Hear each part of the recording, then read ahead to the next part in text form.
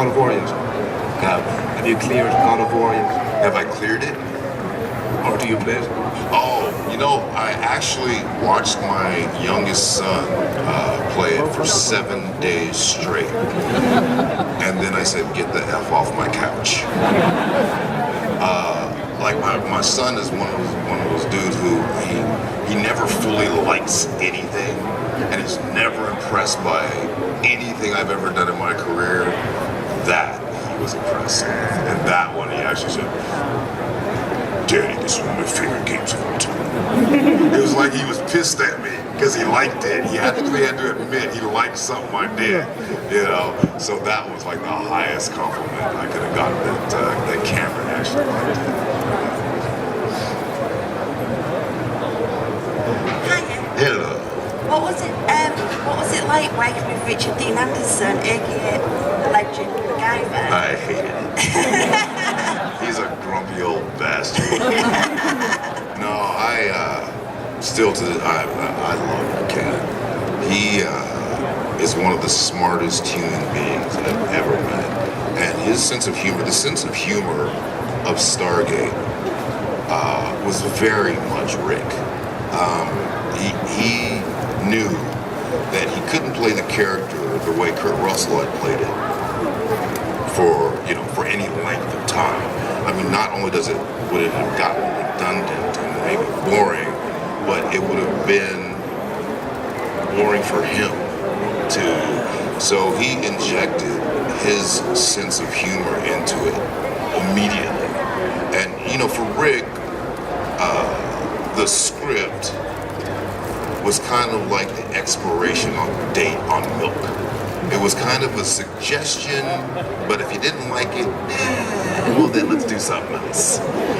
So it really taught me a lot as an actor to always be listening, because you never knew what he was going to say.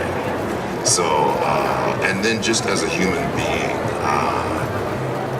I learned so much from him. I learned a lot from him as a man. I learned a lot from him about business. So yeah, I still love him. I get to be around him.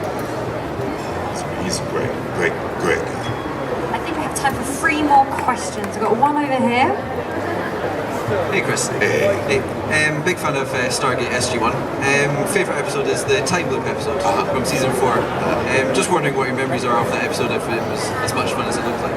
Yeah, Rick is a big kid, so he would never come to our trailers. We would always go to his very spacious motorhome. Like we would watch hockey over there, whatever. So when we got that script, there was a knock at my door and it was Rick. So Rick had never been to my trailer before, and the first thing I thought was, I'm fired. But he wanted to hey, can you do this? Can you do this? Can you roller skate? Can you play hockey? Can you juggle? So pretty much everything you saw in that episode was kind of just stuff and we like golf.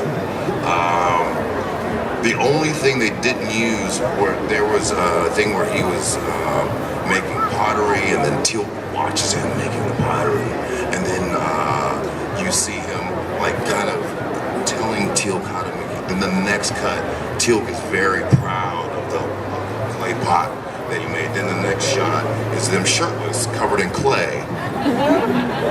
And for some reason, MGM didn't go for that one. I don't know why not. But yeah, we had a lot of fun. Hi. What was your stripper name then? I know this doesn't go together, but it was Apollo, the Egyptian lover. Truly. I work with a pole.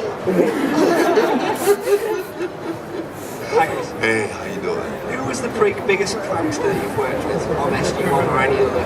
Oh gosh, probably me.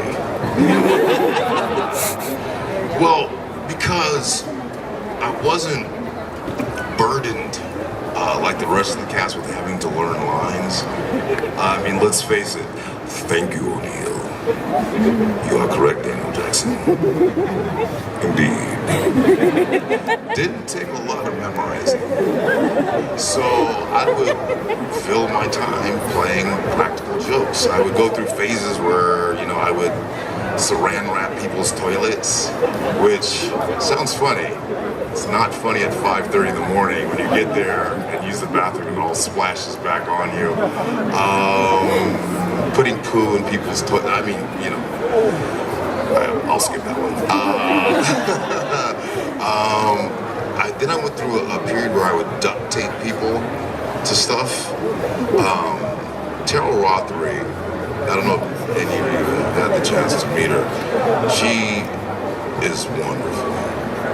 She has this great, bubbly, vibrant personality, which is fantastic, except for when it's 5 a.m.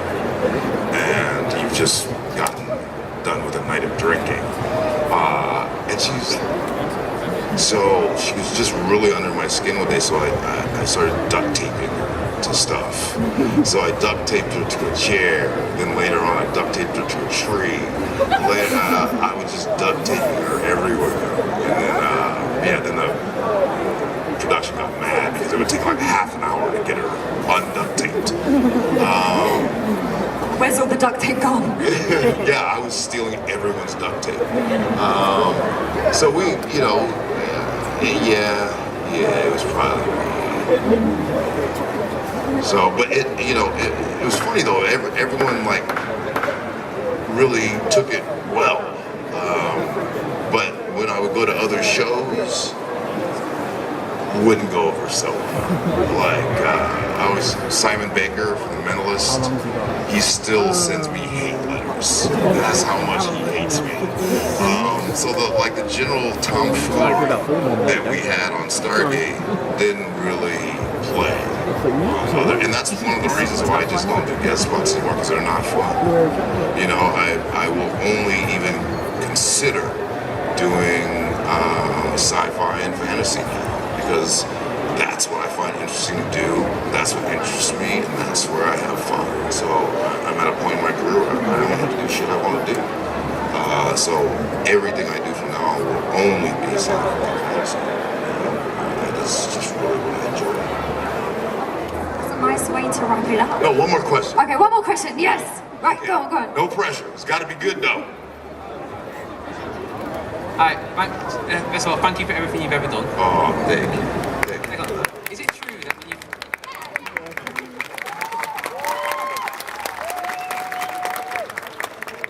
Is it true when you first read the God of War script, you thought it was a film? I did. I thought, well, because there was a stigma at that time kind of about doing video games.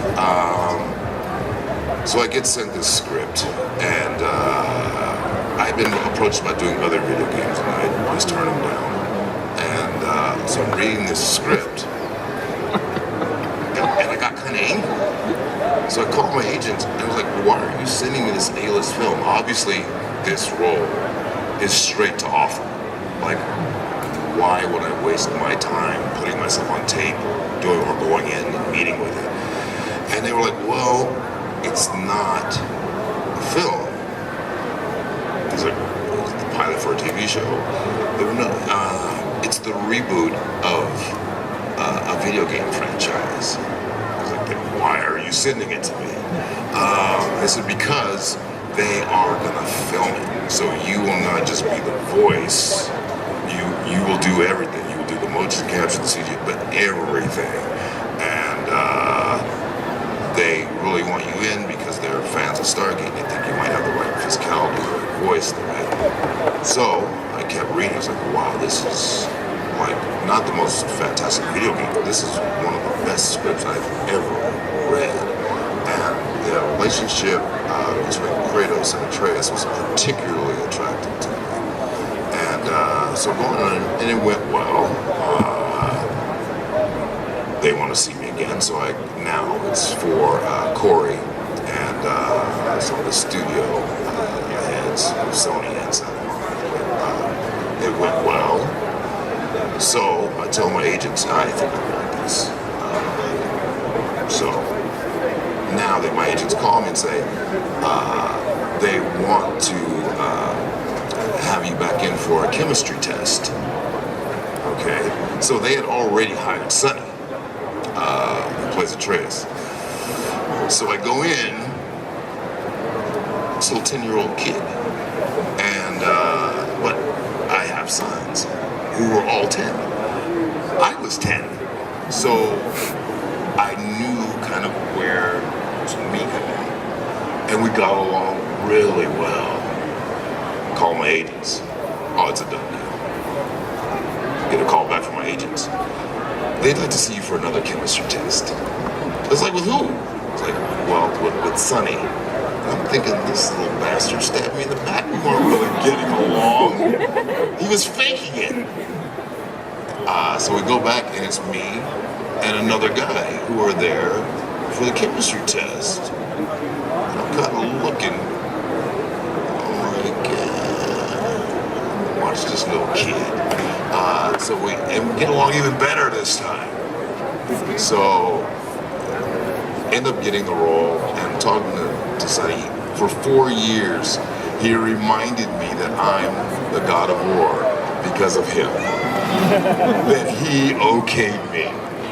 And I said, well, thank you, young man, for revitalizing my career. No, he's a great kid. And the weird thing, though, he was never a kid. It was like he was just a really short actor. Because he doesn't relate as a child. Like, he was the most advanced 10-year-old I've ever seen. So when he would blow lines, he'd be like, and it would be weird coming from a 10-year-old. And then when we would tell jokes, at first it would kind of be like, oh, is Sonny around? And then it became Sonny would be in on them. And Sonny would be telling jokes. And Sonny, I'm like, wow, this kid is something else.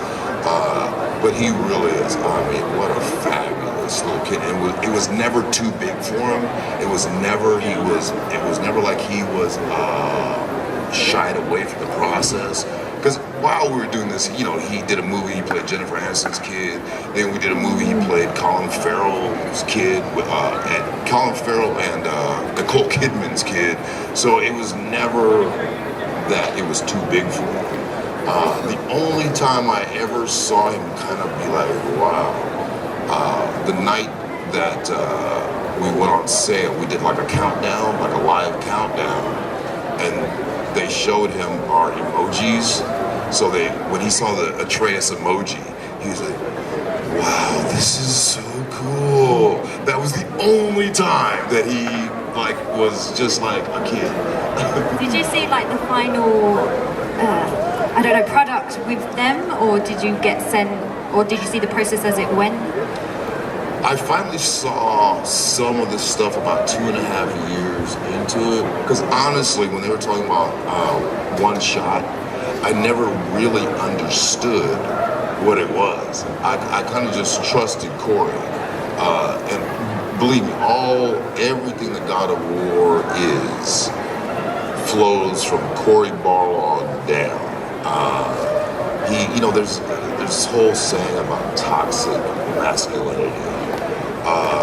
Corey taught me more about being a man than anyone in my life.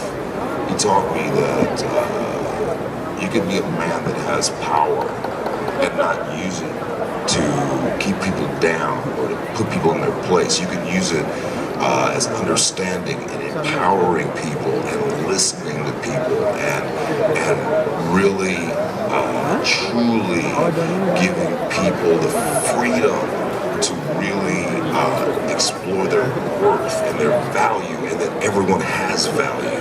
There is no caste system in life. We are all valuable assets to this world. And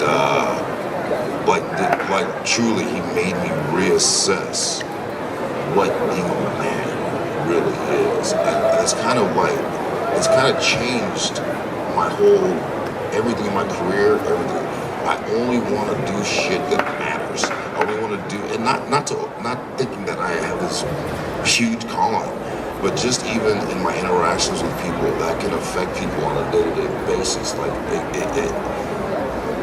truly, if you're not about helping people, listening to people, or empowering people, then what the F are you doing? You know? And I just kind of have really adopted that in my personal life, and that's true in team court. Absolutely, and you're all valuable, and you all matter. And if you're around people who don't feel that way, don't be around them. Be around people that know your value, that know their value, and empower you to do and be whoever the hell you want to be.